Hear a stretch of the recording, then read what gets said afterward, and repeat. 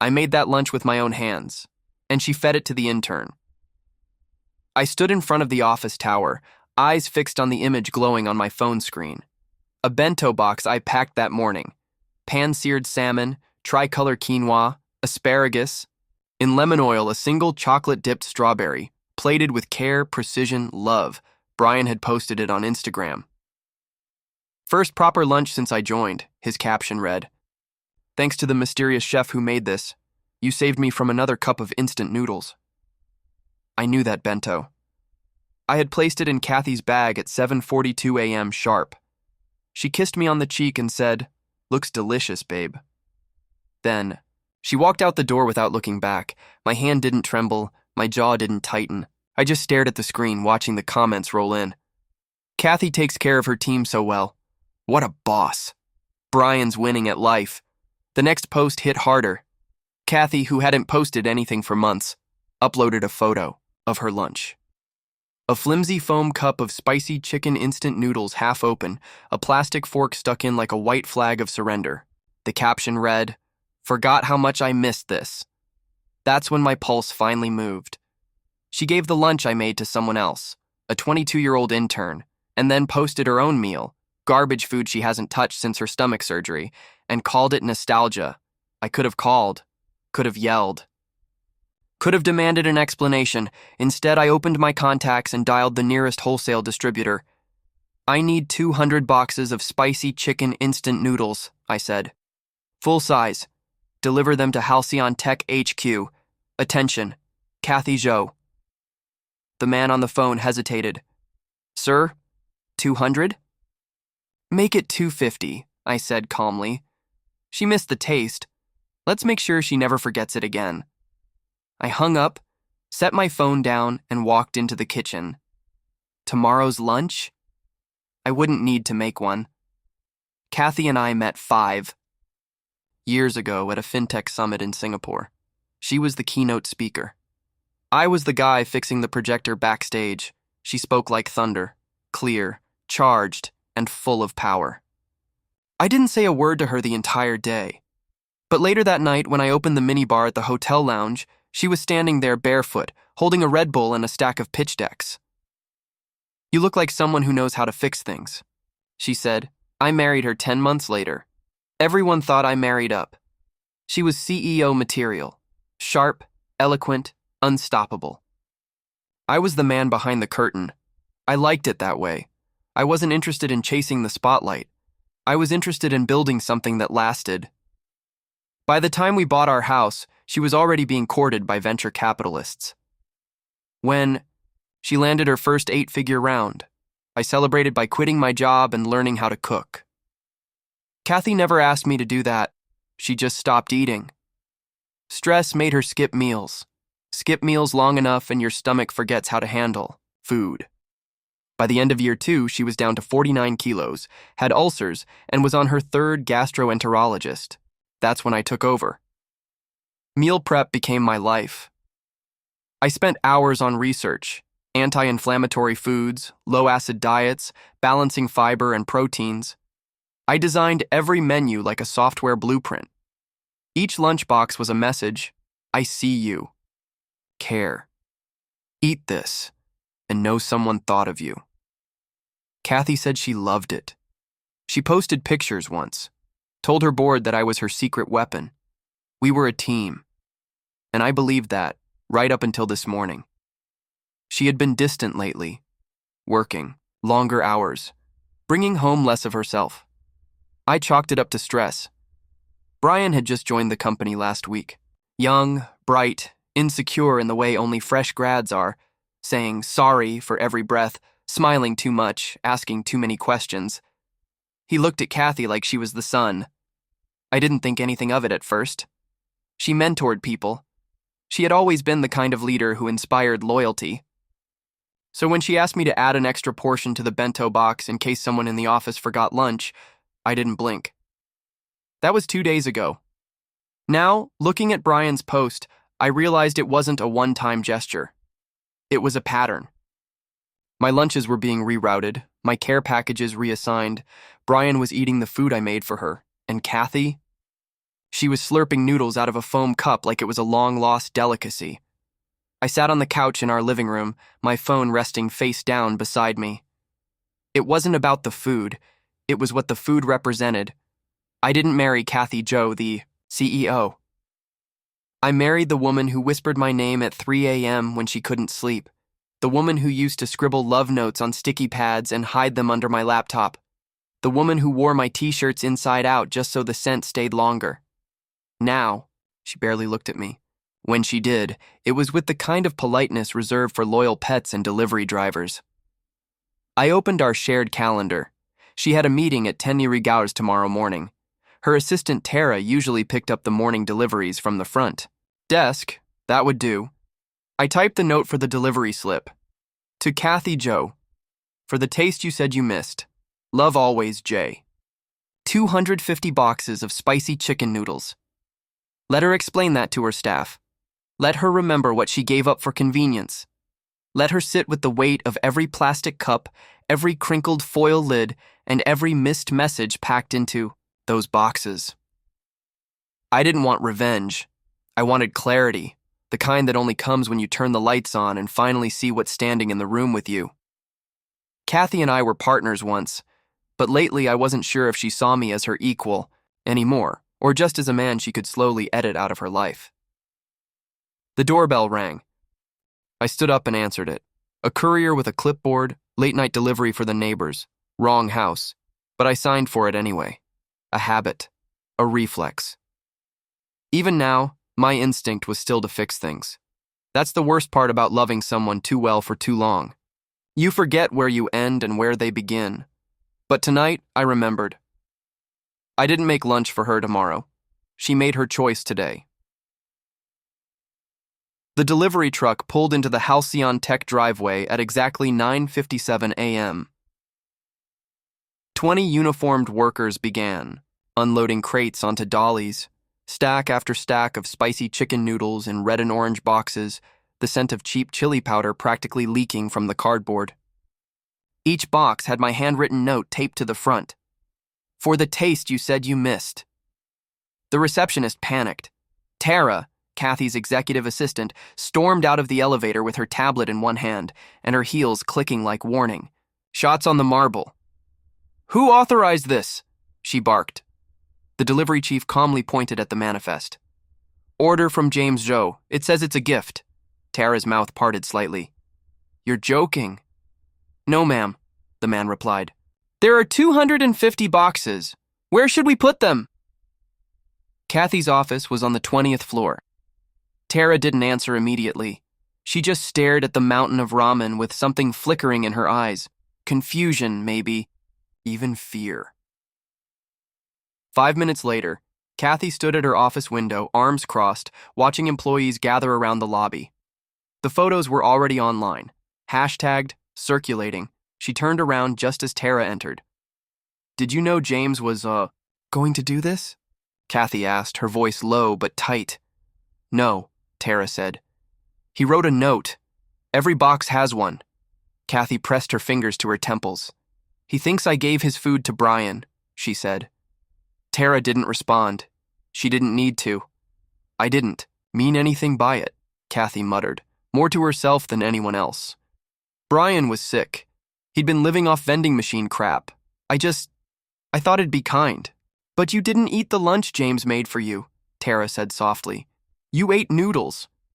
Kathy's shoulders tensed. It was one time. He's probably been noticing it for longer. Silence bloomed between them, thick as smoke. Outside the glass, employees whispered behind their hands. A few openly laughed. Someone filmed a TikTok with the pile of boxes. It was becoming a spectacle. When Kathy returned home that evening, I was in the backyard, quietly watering the garden. I didn't turn when I heard the gate creak open. James. I held the hose. Steady. The spray thinned into a mist under the sunset. Do you want to explain? I asked. Her footsteps were hesitant as she approached. I didn't know Brian would post that. It wasn't meant to be public. You gave him the lunch I made. He had nothing to eat, she said quickly. He was sick, I told you. I thought you wouldn't mind. You thought wrong. She looked at me, her mouth a tight line. "You're blowing this out of proportion." I turned off the hose. "No, I'm making it proportionate. I didn't throw your effort away. I just made a split decision. One that maybe wasn't great, but you replaced my care with a cup of spicy noodles, then went on social media and called it something you missed." Her lips parted. "It was a joke. It wasn't funny to me." A pause. She reached into her bag and pulled out her phone. "People are calling it a public stunt. Some of our suppliers think it's a guerrilla marketing campaign. Let them." "You made me look stupid." I finally faced her. "No, you made yourself look stupid.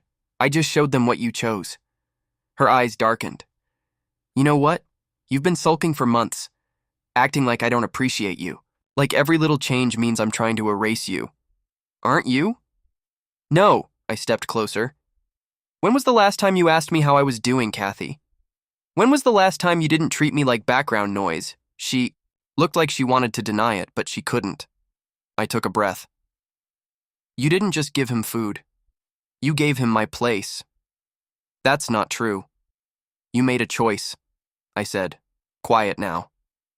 "And I made one too. I didn't mean to hurt you, but you did." She stared at me for a long time. Then she whispered, "So what now?" "I don't know," I said. "I just know I'm not packing lunch tomorrow." She stood there for a while, then slowly turned and walked away. The next morning, she left the house in silence. No kiss, no glance, just the sound of the door shutting. Behind her and on the counter for the first time in years, no lunchbox, just an empty space where something used to be. The silence in the kitchen felt louder than ever. The absence of that one routine, prepping her lunch, rattled something loose in me. I had trained my hands to move on instinct every morning. Rice, proteins, greens, fruit, sealed tight with a note taped under the lid. Today, my hands were still. My eyes kept drifting to the spot where her bento usually sat, and found only cold marble. I walked through the house and noticed how much space Kathy had taken up without realizing. Her charger cables left in random rooms, her laptop always open, the faint floral trace of her perfume in the hallway. I lived here too, but somehow it had become hers. I sat on the edge of the bed, fingers pressed against my temples, trying to unspool what I felt. It wasn't anger. Not yet. That would have been easier. What I felt was a slow, sickening ache that started somewhere behind the ribs and stretched into my throat. Betrayal wasn't always violent. Sometimes it was cold, careless, casual. She didn't even try to hide it. She didn't delete the post. She didn't message to explain. She didn't even come home last night. It had been 3 days since the delivery. 250 boxes of noodles had become the punchline of her office. I had seen the memes. Brian filmed an unboxing like it was a joke. People laughed. Kathy liked the post. That crushed me more than anything else. She laughed. She laughed. I found myself checking my phone constantly, not to message her, just to see if she'd reach out. I told myself I didn't care anymore, but my fingers betrayed me. Every ping made my stomach lurch. Every silence afterward carved it out. I stopped replying to texts. Marco called, my former colleague. I ignored it. Even Tara messaged, just a simple, "You okay?" I didn't answer. My appetite vanished. I cooked dinner because habit demanded it. But when the meal was done, I sat across from the empty chair and felt no hunger at all. She was slipping away, and part of me wondered if she even noticed.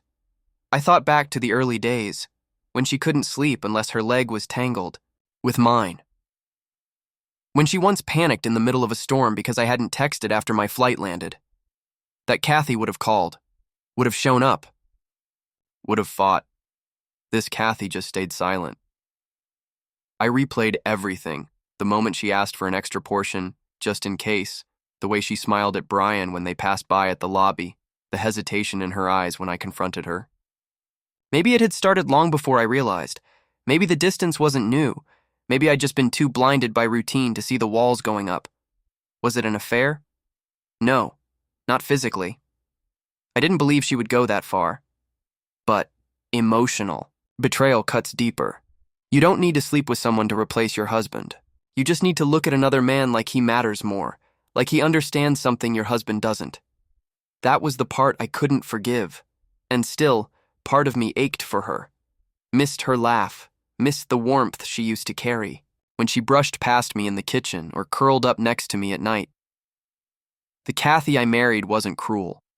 She was just slowly, quietly, becoming someone I didn't recognize. That scared me more than losing her. I walked into the guest room that night and slept with the door shut.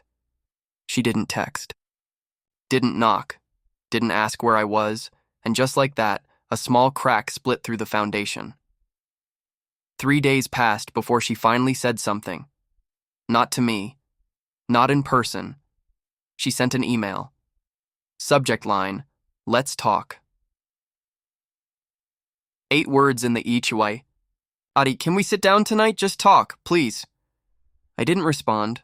I read it, closed the tab, left it hanging in the inbox like an unanswered doorbell. At 7:43 that evening, the sound of the front door opening echoed through the hall. She walked in like nothing had happened. Keys dropped, shoes off, jacket over the chair. But I stayed in. The kitchen, deliberately facing the sink, hands steady under the water. "I saw the noodles got picked up," I said, not turning around. She stood behind me in silence for a moment. Then she stepped forward. "They're in the supply closet. Now, everyone thought it was a stunt.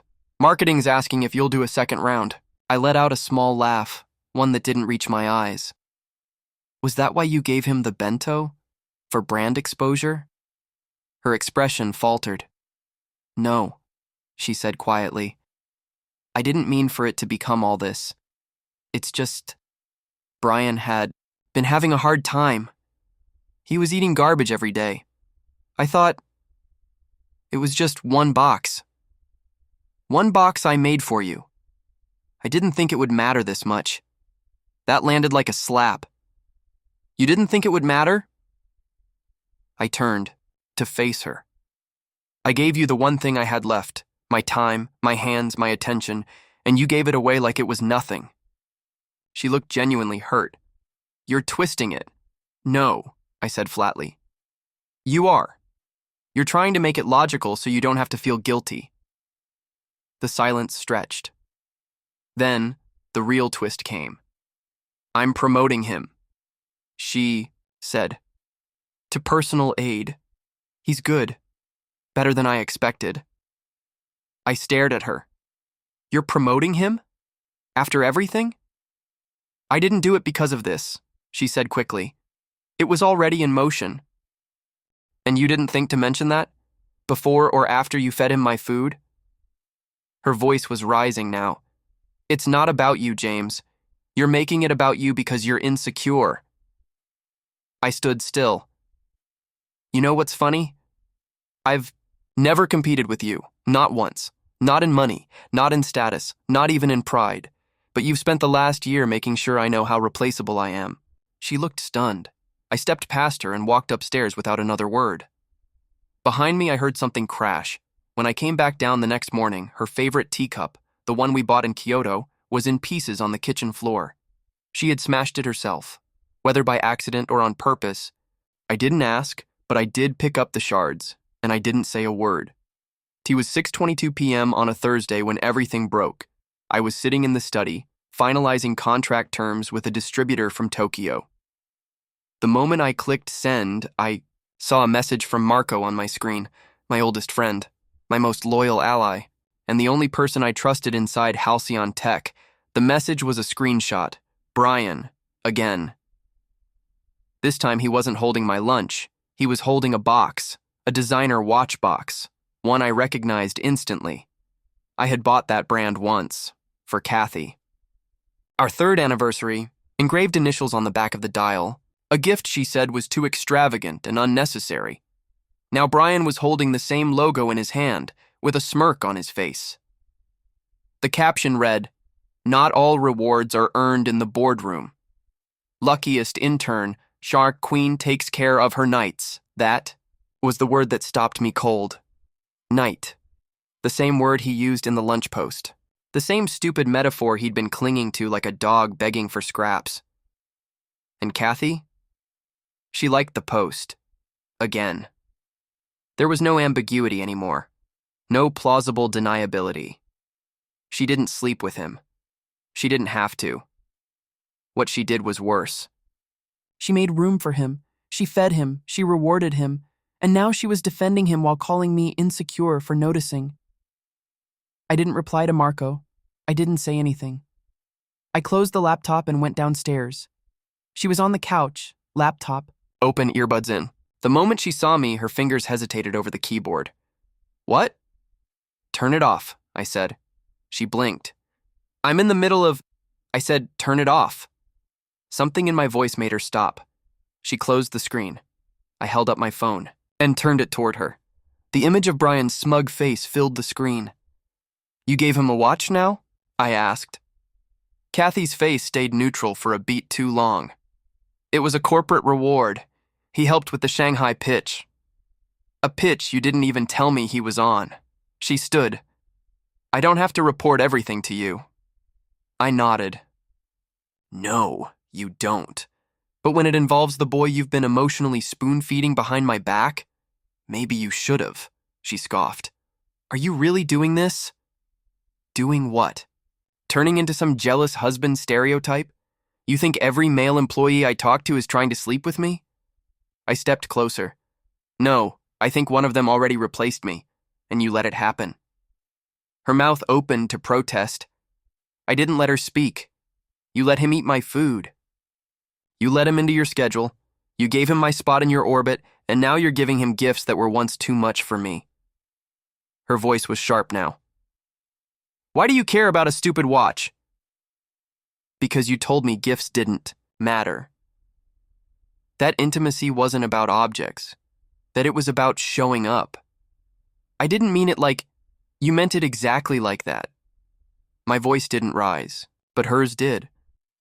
You're acting like a child, sulking, lurking, playing the martyr while I run an entire company. You have no idea what pressure I'm under. I held up a hand. Stop. She froze mid-rant. I walked to the foyer, opened the drawer, and pulled out a thick envelope. I handed it to her. She didn't open it. What is this? Distribution contract, I said. Q Corp just closed the largest logistics partnership in this sector. We now supply 87% of the nation's dry goods to 5 major chains. Her eyes scanned the paper now, flickering faster. And, guess who your company buys from, I said. Starting next month, Halcyon's supply orders run through us. She looked up, stunned. You're doing this to punish me? I tilted my head. No, I did this because I'm good at what I do. I just stopped letting you pretend I wasn't. James, wait. I'm not canceling your contracts. That would be petty. But I won't offer you protection anymore. You're trying to control me through business? I smiled coldly. You've been controlling me through silence, through omission, through gifts handed to children who smile at you the right way. Tears filled her eyes. You still think this is about Brian? It's never been about Brian, I said. It's about you forgetting who we are. Or worse, deciding we don't exist anymore and hoping I wouldn't notice. She didn't answer. Her mouth trembled, but no sound came out. I stepped back. I won't fight for someone who hands pieces of my love to other people like their spare change. She clutched the envelope. James, I didn't mean to... You did. The finality of it cut through everything. You meant to distract yourself. You meant to feel admired again. And you meant to do it without consequences. I picked up my keys from the table. I'm staying at the penthouse for a while. Marco's already sent up my things. James, please, don't. She reached for me. I stepped out the door, and this time, I didn't turn back.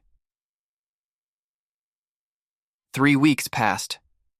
Not a word from me, not a visit, not a call, not even a text. Kathy tried at first. Dozens of missed calls, emails, voice messages that started composed and ended cracked. I didn't open any of them. I let her sit in the silence she once gave me so freely. Marco kept me updated. Halcyon Tech had gone into damage control mode. The noodle stunt had already become a meme online. Then came Brian's blunder. Apparently, he had shown off the watch again, this time during a supplier conference call, claiming he was a trusted favorite of the president. The clip went viral. The backlash was immediate. The board held an emergency meeting. Kathy got grilled. Shareholders demanded she clean house. She tried to shield Brian, claimed he was young, claimed he made a mistake. But the pressure didn't ease. Clients began asking whether Halcyon's leadership made decisions based on personal favoritism. Marco told me her hands trembled through most of the meeting. A week later, Brian was transferred. No official announcement, just quietly erased from all platforms. His LinkedIn changed.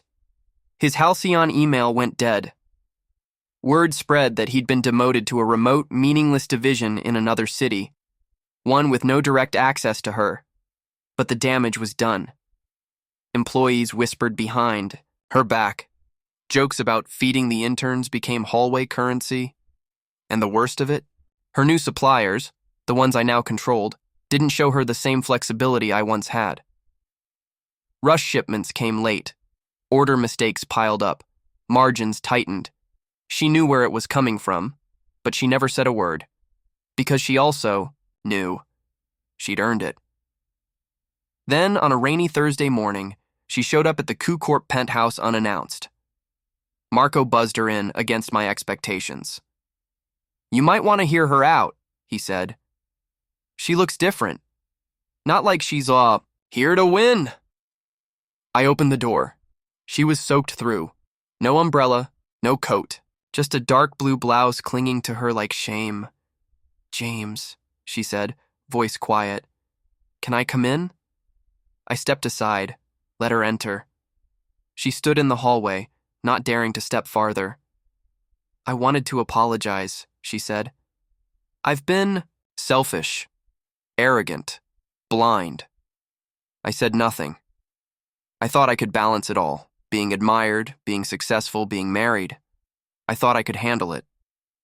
But I treated your love like something guaranteed, and I'm sorry. Still, I didn't speak. She pulled a paper from her bag. I recognized it instantly. The divorce agreement I'd drafted weeks ago, but never filed. "I signed it," she said, eyes down. "You don't need to fight anymore. You win." That word, win, landed. Bitter. I took the paper from her hand, scanned it. Clean signature, no edits, no fight left in her. She didn't cry. She didn't beg. She just stood there, drenched, humiliated, and finally, honest. "I want you to know," she whispered, "he never meant anything. He was just convenient attention. And I'm disgusted with myself for thinking that was worth more than you." I nodded slowly. "Why now?" Her eyes met mine. No sparkle, just ruin. Because I watched my own company stop trusting me. Because I finally understood what you meant when you said I gave away your place. I walked past her, set the document on the kitchen counter, then turned back. "There's one more thing," I said. She waited. I opened a drawer and took out a small velvet box. Her breath caught, but it wasn't a ring. It was her old anniversary watch. The one I'd given her. The one she claimed was too much. I opened the box. Inside, the backplate had been re-engraved. "A love returned too late is just a memory." I held it out to her. She reached for it slowly. But just before her fingers touched it, I snapped the box shut and put it back in the drawer. Her face crumpled like old paper. "I don't keep memories anymore," I said. She didn't argue, didn't cry, just nodded and walked out. This time I watched her leave. No hesitation, no doubt, just clarity. A week later, the divorce was finalized. I didn't post. I didn't celebrate, but news traveled. Some said I had outgrown her. Some said she had ruined a perfect marriage. Neither was true. The truth was simpler. She fed the wrong man. Not with food, with access, with emotion, with attention that was never hers to give away. I didn't need revenge. I just needed her to understand the cost of casual betrayal, and she did. Because by the time she realized what I was worth, I was gone.